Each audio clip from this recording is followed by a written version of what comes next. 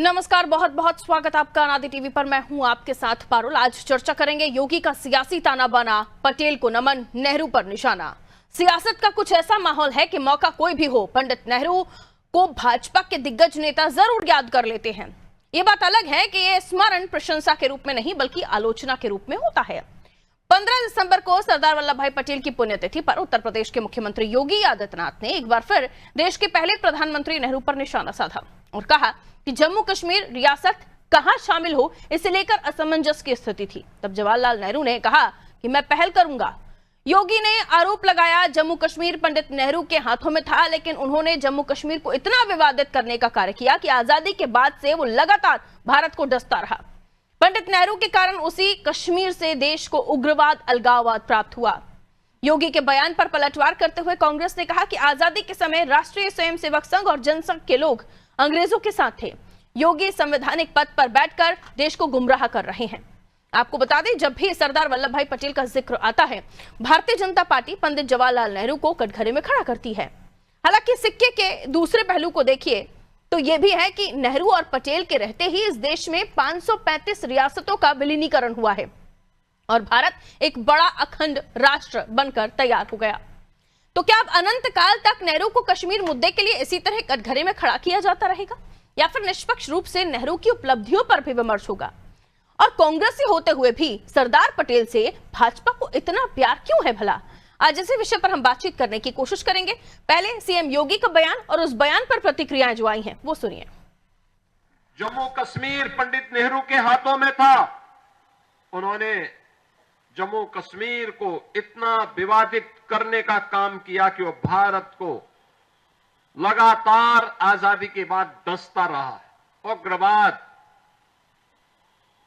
अलगाववाद, ये उसी कश्मीर से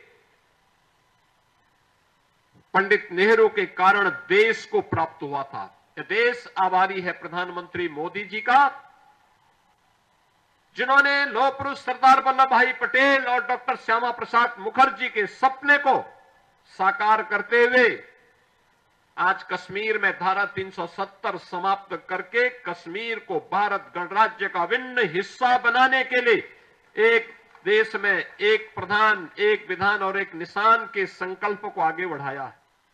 मुख्यमंत्री जी, इतिहास को गहराई से पढ़िए।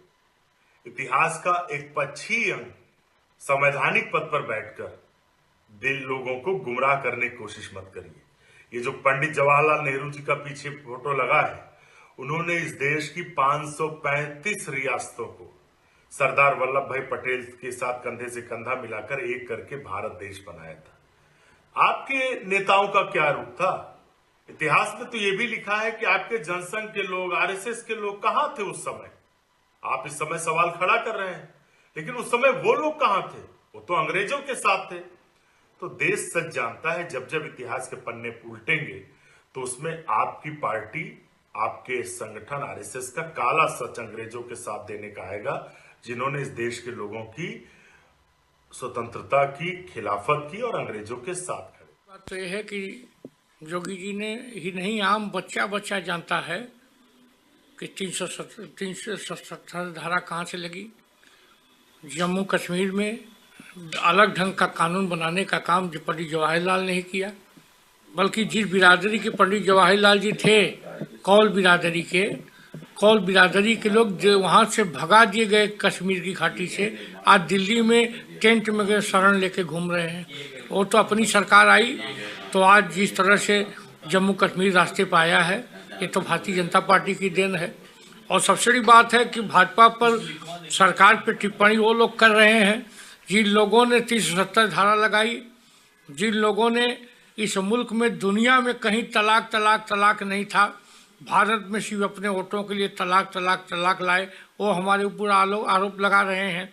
इस देश के संविधान के साथ सबसे ज़्यादा अगर किसी ने छेड़छाड़ की, सैकड़ों अगर संशोधन किए गए तो भारतीय जनता पार्टी, कांग्रेस की सरकार में किए गए। और मेरा कहना है, इस देश में अगर आपातकाल लगाने वाले लोग हैं तो कांग्रेस के लोग हैं। बीजेपी अपने तरीके से कांग्रेस को आज भी इस मामले में जिम्मेदार ठहराती है, लेकिन ये सच है कि उस वक्त यूएन में जाने से ये मामला अंतर्राष्ट्रीय लेवल पर आ गया था। कश्मीर मुद्दा जिसको लेकर आज भी चर्चाएं होती हैं, पाकिस्तान को कश्मीर में पैर जमाने का मौका मिल गया था और किस तरह के हालात अब तक बनते रहे हैं 370 हटने से पहले तक, ये आप सभी को पता है। और ये भी माना जाता है कि पीओके आज जो है वो उसी का परिणाम है। लेकिन आज जब हम 2025 में बात कर रहे हैं तो ये चर्चा आम हो जाती है कि आज भी इन मामलों को लेकर क्यों चर्चाएं हो रही हैं। क्या हमेशा कश्मीर का जिक्र जब भी आएगा नेहरू जी को लेकर बीजेपी हमेशा जिम्मेदार ठहराएगी और सरदार पटेल का गुणगान करेगी, जबकि दोनों ही कांग्रेसी नेता हैं? तो एक से इतनी शिकवे और दूसरे से इतनी मोहब्बत। आइए मिलियन मेहमानों से जो हमारे साथ चर्चा में जुड़ रहे हैं उन्हीं से समझने की हम कोशिश करेंगे। हमारे साथ इंजीनियर शैलेंद्र ध्रुव जी कांग्रेस से जुड़े हुए हैं, बहुत स्वागत करती हूँ। बाकी मेहमान जैसे जुड़ेंगे मैं उनका तारुफ करवाऊंगी। ध्रुव जी, क्या सोचते हैं आप, क्योंकि जिस तरह के आरोप आज भी लगाए जाते हैं कश्मीर मामले में, और ये तो सभी को पता है, किसी से छुपा नहीं है कि उस वक्त हालात क्या थे, सरदार पटेल जी क्या चाहते थे और नेहरू जी क्या चाहते थे, और उसी का नतीजा है कि हमने इतने सालों तक कश्मीर में जो देखा वो शायद पहले नहीं होता अगर ये मामला वहीं समाप्त हो जाता तो, लेकिन यूएन तक वो मामला गया। और अब ये कहा जा रहा है कि इंटरनेशनल मैटर के अलावा यहाँ हम आप देखें तो इस मुद्दे को एक बार फिर से राष्ट्रीयकरण किया जा रहा है, एक बार फिर से सरदार पटेल को सामने लाकर और नेहरू जी को दोषी ठहराकर बीजेपी एक और तरीके से आप पर प्रहार करने की कोशिश कर रही है, जिससे आप बच ही नहीं पाते कभी।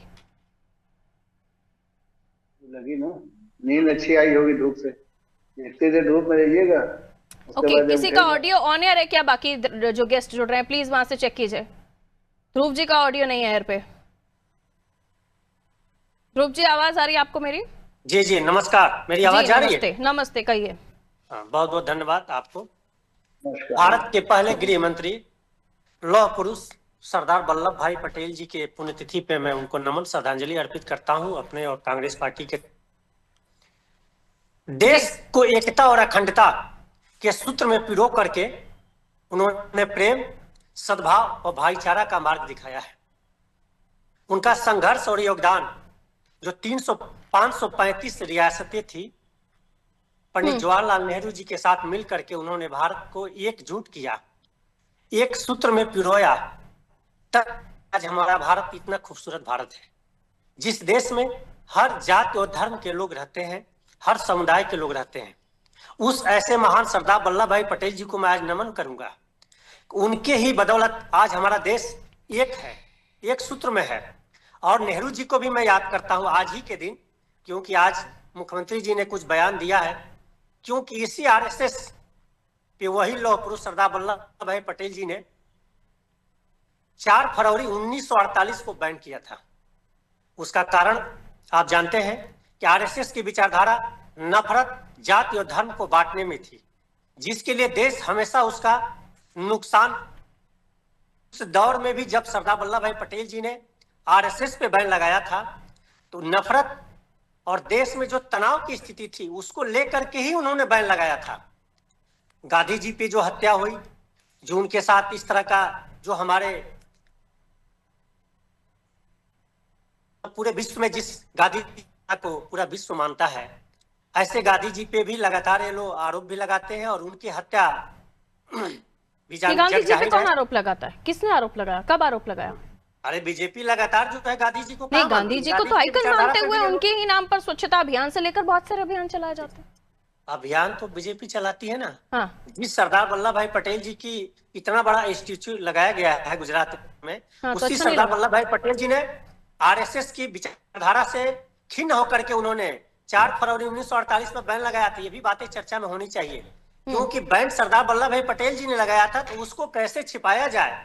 उस इतनी बड़ी बैन की बात को सरदार वल्लभ भाई की पटेल जी की इतने बड़ा स्टेचू लगा करके उनकी विचारधारा जो थी संघ के खिलाफ थी, आरएसएस के खिलाफ थी, उसको ढकने का प्रयास किया जाता है बना रहे हैं, सोचिए। और नेहरू जी को बीच में लाना, अरे नेहरू जी के किए गए अच्छे कार्यों की आज उन्हीं का फल है। नहीं, वो तो बात होगी, लेकिन कश्मीर पीओके और कश्मीर में जो हालात इतने सालों तक रहे उसको लेकर बीजेपी नेहरू जी के लिए बोलती है ना। अरे तो उस पर क्या जवाब है आपके पास? मैं तो कह रहा हूँ ना कि नेहरू जी ने जो अच्छे कार्य किए, 535 रियासतों कश्मीर अच्छा कार्य था, इतना खूबसूरत बनाया है, उसमें कश्मीर के लिए जो सरदार वल्लभ भाई पटेल जी चाहते थे वो नेहरू जी ने नहीं किया। वो अच्छा निर्णय था? अरे कैसे नहीं किया? सारे जिम्मेदारी जो है पंडित जवाहरलाल नेहरू जी ने सरदार वल्लभ भाई पटेल जी को सौंप दिया था। 535 ये कहाँ से पढ़ा आपने? ये कहाँ है ये फैक्ट? ये कहाँ लिखा है? को भी ये कहाँ से पढ़ के आए आप? अरे कहाँ लिखा है? वही मैं पूछ रही हूँ, कहाँ से पढ़ के आए आप? अच्छा ये बताइए, अब तक के जितने हिस्टोरिकल बुक्स हैं, जहां भी इतिहास पढ़ा है, वहां ये नहीं है। क्या लिखा है इतिहास में? हमें भी आप बताइए कि सरदार वल्लभ भाई पटेल जो चाहते थे, जिस तरीके से कश्मीर को चाहते थे, नवाबगढ़ और जूनागढ़, ये तो चीजें हैं ना, हैदराबाद और जूनागढ़, किस तरीके से आया? सरदार वल्लभ भाई पटेल जम्मू कश्मीर को जिस तरीके से चाहते थे, नेहरू जी ने वैसा नहीं चाहा। देखिए उनके सपोर्ट में नहीं थे वो यहाँ, और क्योंकि बात बाहर नहीं जानी चाहिए, इसलिए सरदार जी ने नेहरू जी की बात को मान लिया था। ये हर जगह तो ये फैक्ट उपलब्ध है, कहाँ ले जा रहे हैं आप बातों को? अरे मैं बातों को वहीं ले जा रहा हूँ कि आप बताइए कि जिस नेहरू जी ने और सरदार वल्लभ भाई पटेल जी ने देश की आजादी में इतनी बड़ी क्रांति की है, उनके बदौलत आज हमारा देश आजाद है। मत बोला कीजिए, आप लाइव डिबेट में बैठे हुए बात कर रही है। उस ठीक है, परिस्थितियां जो मैंने वही कहा आपको। अब आप दूसरी बात को लेकर आ रहे हैं। मैं जो बात कर रही थी उस बात को घुमा दिया आपने, बहुत स्मार्ट हुआ। उस समय जो हमारे देश की व्यवस्था थी, उस समय क्या थी हमारे पास? मैं कश्मीर की बात कर रही हूँ। उस समय हम कश्मीर की बात कर रही हूँ। सब हिस्सा था। सरदार पटेल जो चाहते थे, अगर कश्मीर को उसी तरह से वापस लिया जाता है और कश्मीर को हमारे अखंड भारत में जोड़ा जाता, तो शायद वो 70 साल हमें नहीं देखने पड़ते जो हमने देखे। योगी जी ने यही कहा ना, अलगाववाद, आतंकवाद जो पनपा इतने सालों, वो किसकी वजह से पनपा? 15 सालों से तो, अभी तो 2014 से माननीय मोदी जी की सरकार है और इधर उत्तर प्रदेश में योगी जी की सरकार है। अभी बीच में जितनी घटनाएं होती है, पुलवामा की घटना हुई, तो कहाँ से आतंकवादी आ गए? नेहरू जी को बचाना पड़ता है और सरदार वल्लभ भाई पटेल जी को अपना बताना पड़ता है। ये कमजोरी है कांग्रेस की। एनीवेज, मेरे 2 मेहमान और जुड़ गए हैं। ध्रुव जी आ रही हूँ, लौटूंगी आपके पास, बाकी बातें भी हम करेंगे। हमारे साथ शमशी आजाद जी जुड़े, बहुत दिनों के बाद सर नजर आ रहे हैं, बहुत बहुत स्वागत करती हूँ आपका। और साथ ही हमारे साथ समाजवादी पार्टी से भी मेहमान जुड़े हुए हैं, आपका भी वेलकम सर। विवेक पांडे जी, पांडे सर, बहुत बहुत स्वागत आपका। शमशी आजाद जी, ये बार बार पूछा जा रहा है, इतने सालों बाद इस तरह की बातों को क्यों उठाया जा रहा है? और ऐसा नहीं है कि कश्मीर मामला, बहुत सारे ऐसे मामले थे जिसमें नेहरू जी के योगदान को याद किया जाता है। दोनों ही कांग्रेस नेता, लेकिन एक से प्रेम, एक से खफा, क्यों?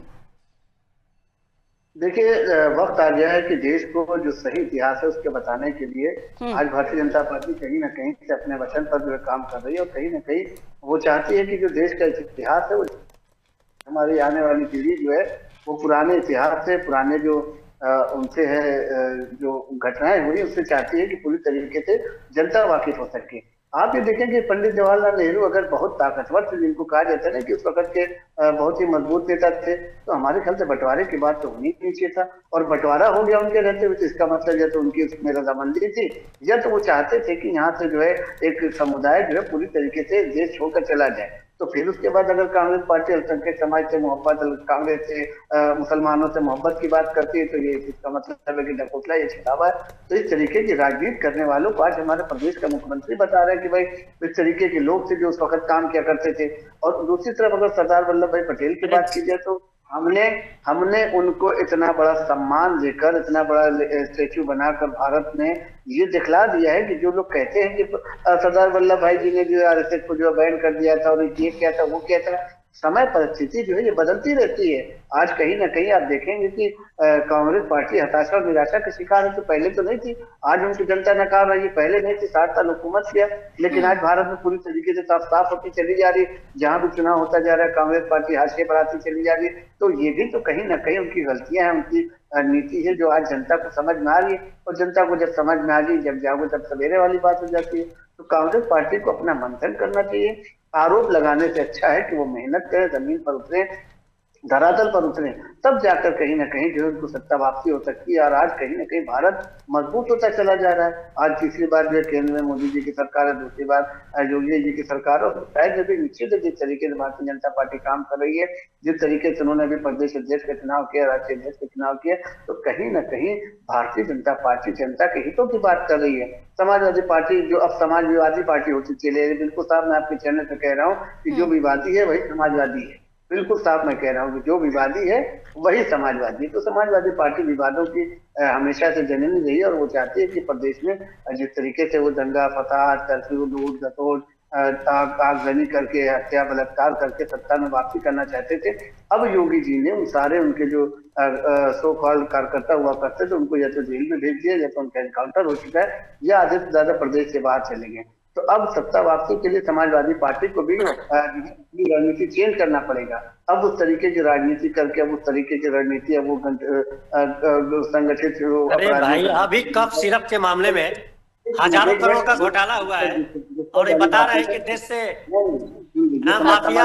अभी जिस टॉपिक पर हम चर्चा कर रहे हैं शैलेंद्र जी, आप समझदार हैं तो थोड़ा सा आप धैर्य रखिए, जब आपका नंबर आता है। तो कहीं ना कहीं से अगर वो सत्ता वापसी करना चाहती है तो जनता उनको लगातार ये बता रही है कि अब आप एक ही आदमी को प्रोजेक्ट करना चाह रहे हैं, एक ही आदमी को बार बार वही प्रोजेक्ट करना चाहते हैं, एक ही आदमी के ऊपर आप राजनीति करना चाहते हैं। तो दोनों पार्टी का कमोबेश वही हाल है।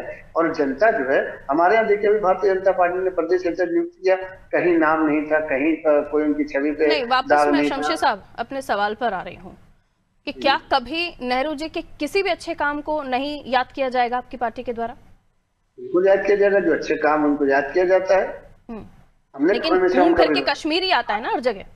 नहीं तो कश्मीर का देखिए, उन्होंने जो बंटवारा कराया, जिस तरीके से आज कश्मीर के लोग परेशान हैं, जिस तरीके से उन्होंने रूपरेखा खींची, कहीं ना कहीं बांग्लादेश भी अलग किया गया। तो ये सारी चीजें आज अगर भारत में होती, पूरी तरीके से पूर्ण रूप से अगर भारत में होता, क्या हो गया था उनकी समझ में, क्या हो गया था उनकी बुद्धिमानी को, किस तरीके से उन्होंने फैसला किया कि आज भी हमारा देश जो उसी में उलझा हुआ है। तो इसका मतलब ये कि कहीं ना कहीं उनकी सहमति थी बंटवारे को लेकर, या फिर मैं फिर वही कहूंगा, ये तो भाई उनकी कमजोरी थी कि वो रोक नहीं पाए, या तो फिर उन्होंने अपनी ताकत के बल पे इस तरीके का बंटवारा कराया। तो कांग्रेस पार्टी भाई, तो उनकी पार्टी के भाई हो रहे हैं, प्रधानमंत्री रहे हैं, और उन्हीं के घर के रहे हैं, उनके परिवार के, जिससे आज कांग्रेस पार्टी। पहले वंदे मातरम को लेकर इतनी चर्चाएं हुई, और अब ये मैटर जिस पर योगी जी ने अपनी बात कही, क्या हम आगे आने वाले समय पे देश प्रेम, देश विरोध, इसी एजेंडे के साथ बीजेपी जाएगी क्या आगे के चुनाव में, आगे के माहौल में? देखिए, भारतीय जनता पार्टी सबका साथ सबका विकास के नारे पे आगे जा रही है। भारतीय जनता पार्टी वंदे मातरम से इतराज क्यों है भाई? हम सीधी सी बात करते हैं कि अगर भारतीय जनता पार्टी कोई लेना चाहती है, नहीं, दोनों टॉपिक को अगर हम देखें तो इसी लाइन पर आप चल रहे हैं, ऐसा है क्या? हम सबका साथ सबका विकास की लाइन पे चल रहे हैं। ये तो नैरेटिव सेट किया जाता है विपक्ष की तरफ से कि भारतीय जनता पार्टी हिंदू मुस्लिम, लेकिन ये विपक्ष ने नहीं बोला ना सर, ये योगी जी ने बोला, इसलिए सवाल। बोला तो विरोध कौन कर रहा है? विरोध कौन कर रहा है? विरोध तो ये विपक्ष की पार्टियां ही कर रही है ना, जिनको लग रहा है कि हम जो है अल्पसंख्यक समाज को भड़काकर, उनको जो है कहीं ना कहीं फिर से उनके आंखों में पत्थर देकर, उनसे आगजनी कराकर, उनसे प्रदेश में कर्फ्यू लगाकर, सांप्रदायिक दंगा करवाकर हम फिर से सत्ता हासिल कर लें। तो ये अब गिरिलाल के असली सपने हो चुके हैं। सत्ता में वापसी न समाजवादी पार्टी उत्तर प्रदेश में कर सकती है, न कांग्रेस पार्टी देश में कर सकती है। आपका क्या कहना है विवेक पांडे जी? इस पर कई सारी ऐसी ऐतिहासिक चीजें हैं जिनको अगर सामने रखिए तो कई ऐसे विरोधाभास भी सामने आते हैं, जहां सरदार पटेल साहब के निर्णयों को नेहरू जी ने अलग रखा या साइड में रखा। तो ऐसे कई सारी बातें जिनको लेकर आज भी बीजेपी आक्रामक होती है और कांग्रेस को बैकफुट पर जाना पड़ता है, उन्हें बताना पड़ता है कि सरदार पटेल जी भी हमारे ही थे। जी देखिए, बहुत बहुत धन्यवाद। पहले तो आपने मुझे मंच पे आज बैठने का और अपनी बातों को रखने का अवसर दिया। मैं आपके पूरे मंच को प्रणाम करता हूं और अपने बातों का अनुमोदन के साथ अभिव्यक्त करने की अनुमति पूरे मन से चाहूंगा। देखिए, मुझे लगता है कि अगर इतिहास के परिप्रेक्ष्य में देखा जाए तो कश्मीर मसले को लेकर के 3 जटिल समस्याएं जो हैं वो कारण बनी और कारक बनी, जिसको हम आज भी कहीं ना कहीं समझने में नाकाम विफल साबित हो रहे हैं। पहले तो ये कि महाराजा हरि सिंह ने 15 अगस्त 1947 से पहले विलय का निर्णय नहीं लिया। अगर वो पहले ही विलय कर लेते तो मुझे लगता है कि भारत काफी हद तक कश्मीर और कश्मीर से जुड़ी सीमावर्ती जो क्षेत्र हैं उस पे अपनी एलओसी को स्पॉट करने के लिए बहुत उसके लिए आसान होता, जिसमें कि महाराजा हरि सिंह के देर से निर्णय लेने की गलती कहीं ना कहीं उसका खामियाजा आज भी कश्मीर भुगत रहा है। पहली बात। दूसरी बात, जब कबायली घुसपैठियों ने पाकिस्तान के समर्थन से कश्मीर पे हमला किया तब महाराजा हरि सिंह को भारत से सैन्य सहायता लेनी पड़ी, लेकिन तब तक ये मसला बहुत देर हो चुका था, वहां पे संघर्ष शुरू हो चुका था, रक्तपात की नदियां बहने शुरू हो चुकी थी। तीसरी एक गलती मैं जरूर कह सकता हूं कि जब ये भारत के मसले आपसी मसले चल रहे थे तो ये उस समय जवाहरलाल नेहरू जी ने इस मामले को संयुक्त राष्ट्र ले जाने का जो निर्णय लिया वो कहीं ना कहीं अंतरराष्ट्रीय कानूनों के बंधन के कारण ये भारत के लिए एक अपवादित स्थिति बनी और 370 का जो अस्थायी प्रावधान लाया गया उससे अलगाववादी नीतियों का निर्माण हुआ, जिसके कारण कि आज भी कश्मीर को लोग अलग देख रहे थे, काफी समय तक अलग देखने की भावना उनके अंदर जागृत हुई। तो कहीं ना कहीं देखिए ये 3 मुख्य कारण रहे जो मुझे लगता है। और कश्मीर की बात अगर की जाए तो कश्मीर के मसले पे हमारी सरकारों ने भी, मैं हर सरकार की बात कर रहा हूं क्योंकि ये एक निष्पक्ष मसला है, कश्मीर की सरकार पे हमारी हर सरकार ने कभी भी गंभीरता से ध्यान नहीं दिया, चाहे कश्मीरी पंडितों के पलायन की बात हो, चाहे अलगाववादियों की बात हो, चाहे आतंकवादी संगठनों की बात हो, चाहे आतंकवादी हमलों की बात हो। वास्तविकता यह है कि आप ऑपरेशन सिंदूर का ही प्रकरण देख लीजिए। ऑपरेशन सिंदूर में सरकार के दावे बड़े बड़े हुए, लेकिन सत्यता क्या आई? हमारे देश का एक सेना का बड़ा अधिकारी जाकर के थाईलैंड की धरती पे जाकर के वहां जो स्टेटमेंट देते हैं, मुझे लगता है कि उससे कहीं ना कहीं हमारी राजनीतिक कमजोरी सामने आती है, क्योंकि अंतरराष्ट्रीय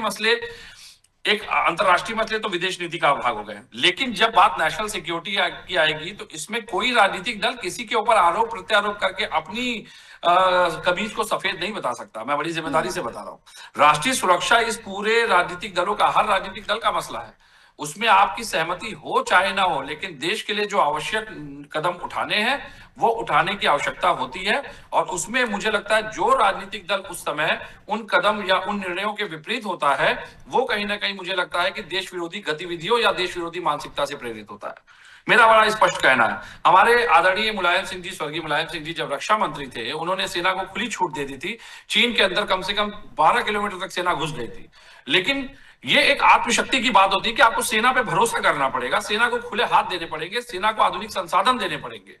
आज जिस तरीके की राजनीति हम देखते हैं कि कश्मीर, देखिए मसला नहीं है, बात यह है कि कोई इस मसले का समाधान नहीं चाहता। जो मैं स्पष्ट रूप से जो मुझे लगता है, कोई इस मसले का समाधान चाहता नहीं, क्योंकि जब तक कश्मीर का मसला जिंदा है, एक बड़ा सेंट्रल पैकेज जिंदा है। एक कहीं ना कहीं राज्य के लिए विशेष पैकेज का निर्माण किया जाता है, विशेष दर्जे को लेकर के बहस होती है, समय व्यर्थ होता है। अन्यथा आप भी जानती है भारत की सेना इतनी सक्षम है कि आज अगर आप आदेश करेंगी, कल वो हो सकता है कि लाहौर में बैठ करके नाश्ता कर रही हो। इतना कमजोर और इतना स्लो अगर आप सेना और सेना के निर्णयों को या उनके हमारे जो सैन्य अधिकारी हैं उनको समझ रहे हैं, तो मुझे लगता है कि एक बार फिर से आपको अपनी बात पर सोचना चाहिए। नहीं, मैंने सेना के ऊपर सवाल नहीं उठाया, मैंने कहा अगर सेना को छूट मिल जाए, आपने मेरी बात सुनी नहीं, मैंने कहा सेना को अगर छूट मिल जाए तो सेना कल की डेट में लाहौर में बैठ के नाश्ता करेगी। Okay, Shamsher ji answering you. की बात है कि ऑपरेशन सिंदूर का भी देखिए आज विरोध कर रहे हैं, कांग्रेस पार्टी को भी मौका मिले। आ रही हूँ शैलेंद्र जी, इसके बाद आप ही के पास आ रही हूँ। नहीं, पहली बात, ऑपरेशन सिंदूर का विरोध नहीं हुआ। बारी बारी से अपनी बात रखिए, ऐसे बीच बीच में हम एक दूसरे को टोकेंगे तो किसी की भी बात नहीं जा पाएगी, और मुझे समय बहुत लिमिटेड है, मेरे पास कमांड मिल चुकी है मुझे। अपनी बात 30-30 सेकंड में रख लीजिए। शमशेर जी प्लीज कंटिन्यू। ऑपरेशन सिंदूर की कमांड देखिए, विपक्ष को क्या हजम नहीं हुआ। ऑपरेशन सिंदूर की कमांड यहाँ सोफिया खान जैसे औरतों को दी गई, महिलाओं को जो आगे बढ़ाने का काम किया गया, उनको जो लीडर बनाकर आगे बढ़ाया गया, तो ये महिलाओं वो कह रहे हैं कश्मीर मसला अभी भी जिंदा है, सेना को फ्री हैंड नहीं दे रहे हैं। ऑपरेशन सिंदूर पे जो है पूरा विपक्ष और जननायक राहुल गांधी जी ने पूरे सरकार के साथ खड़े होकर उन्होंने कहा था कि आप निर्णय लीजिए, पूरा देश आपके साथ खड़ा है। अरे ऑपरेशन सिंदूर और 370 हटानी भी तो इसलिए पड़ रही है क्योंकि वो निर्णय नेहरू जी के थे। ध्रुव जी, सीज फायर के लिए अमेरिका के दबाव में जो है ट्रंप के दबाव में उन्होंने, राहुल गांधी जी ने कहा था कि पूरा विपक्ष, ओके बारी से, ओके अलायंस आपके साथ खड़ी है, पूरे ईमानदारी के साथ खड़ी है, आप निर्णय लीजिए। लेकिन बीजेपी और अमित शाह मोदी जी की सरकार बैकफुट पे आ गई। निर्णय लेते हैं तब भी तो आप सेना तक की कार्रवाई पर निशाना साधते हैं। नहीं, सेना पे नहीं, सेना पे कोई सवाल नहीं खड़ा किया गया है। ये आपने हमेशा सबूत मांगे, हमेशा आपने हमेशा सबूत मांगे, आपने चीफ की बातों पर कभी यकीन नहीं किया। पूरा विपक्ष आपके साथ खड़ा है, देश के स्वाभिमान और नहीं बताइए ना, ये क्या नहीं हुआ? आपने सबूत नहीं मांगे हर कदम पे। ध्रुव जी, राहुल जी ने आपकी पार्टी ने हर कदम पे सेना के ऑपरेशन पर सबूत नहीं मांगे, इस बार तो सबूत ही लेकर आए थे वो। सेना से कोई सवाल नहीं किया। नेहरू जी के किए गए कामों की वजह से आज 370 ऑपरेशन सिंदूर, आतंकवाद, अलगाववाद हो रहा है, ये योगी आदित्यनाथ कह रहे हैं, और इसी को रैप करके आपके पास भेज रहे हैं, जिस रैप को खोलने के लिए आपके पास कोई सीजर ही नहीं है या कोई औजार ही नहीं है। ये ऐसा मुद्दा है सर। करते हैं लोग मीडिया के माध्यम से। जवाब तो राहुल गांधी का भी नहीं आता, सवाल आता, जवाब नहीं आता। राहुल गांधी नहीं, खुलेआम उन्होंने कहा कि पूरा विपक्ष एक साथ सरकार के साथ खड़ा है। ठीक है, कोई बयान नहीं आया। ठीक है विवेक जी, 30 सेकंड्स में आप भी बात कर लीजिए सर, फिर मुझे इजाजत लेनी होगी आपसे। विवेक जी प्लीज। इस बात को पूरी दुनिया जानती है कि मोदी जी ने बैकफुट पे आ गए। ओके, 30 सेकंड्स का टाइम था। विवेक जी 30 सेकंड्स बोल लीजिए प्लीज। और इन्होंने कहा अभी सबका साथ। ध्रुव जी आपके सहयोगी हैं, उत्तर प्रदेश में आपके बड़े भाई है, बोल लेने दीजिए। देखिए, मैं बड़े स्पष्ट रूप से एक बात जरूर कहूंगा कि सेना को अगर खुली छूट मिल जाए तो सेना इन मुद्दों को स्वयं बहुत आसानी से निपटा सकती है। कारण यह है कि कहीं ना कहीं अंतर्राष्ट्रीय कानून, आपने ये स्वीकारा, ये अच्छी बात है कि उस वक्त यूएन में उस मुद्दे को ले जाना ये गलती थी, और इस गलती को आज की तारीख में कभी भी सुधारा नहीं जा सकता, क्योंकि उसी का आज तक हर्जाना देश भुगत रहा है। अब 370 हटा दिया गया है, वहां पे बहुत सारे बदलाव हो रहे हैं, लेकिन फिर भी उसको आप अलग नहीं स्वीकार कर पा रहे हैं, तो फिर कुछ नहीं कहा जा सकता। एक बार घुम आइए, शायद समझ में आ जाए। बहुत बहुत शुक्रिया आप सभी का हमारे साथ चर्चा में जुड़ने के लिए। उत्तर प्रदेश की हम बात कर रहे थे।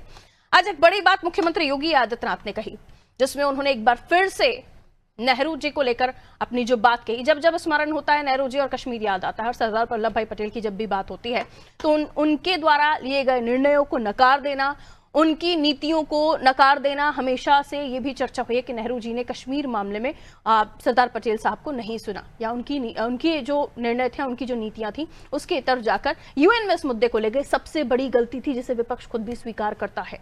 और यही आज योगी आदित्यनाथ जी ने भी याद करा दिया। सवाल ये, कितने समय के बाद आज भी नेहरू जी को उसी मामले में क्यों उनसे खफा रहती है बीजेपी? और भी कई सारे काम है, उन्हें भी याद कर लेना चाहिए।